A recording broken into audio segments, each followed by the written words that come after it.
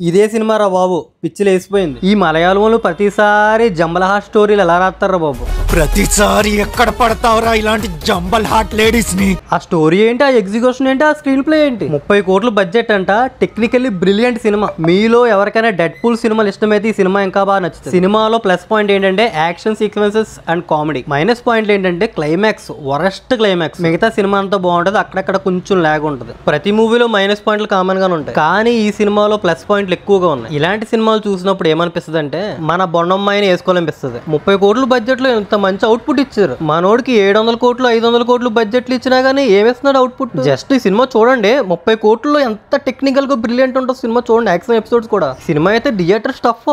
ఆ ఓటీటీలోకి వచ్చిన తర్వాత చూద్దాంలే అంటే ఆ ఎక్స్పీరియన్స్ పోతుంది. థియేటర్ లో చూడాల్సిన సినిమా ఇది. ఫ్యామిలీతో చూడొచ్చా అంటే ఎస్ చూడొచ్చు. క్లీన్ కామెడీ ఉంటది, ఆల్మోస్ట్ ఒక సూపర్ హీరో సినిమాలోనే ఉంటది. ఈ వీకెండ్ లో నేనైతే మూవీ రికమెండ్ చేస్తున్నాను, ఖచ్చితంగా చూసేయండి. ఈ సినిమాకి నేను ఇచ్చే రేటింగ్ అయితే 3.5/5. ఈ సినిమా చూసిన వాళ్ళు మీ ఒపీనియన్ అయితే కామెంట్ చేసేయండి. కంటెంట్ నచ్చినా, కంటెంట్ జెన్యూన్ గా అనిపించినా, లాగ్ లేకుండా సోది లేకుండా చెప్పాననిపిస్తే అలా వెళ్లే ముందు ఒక లైక్ ఫాలో కొట్టండి. Okay bye friends.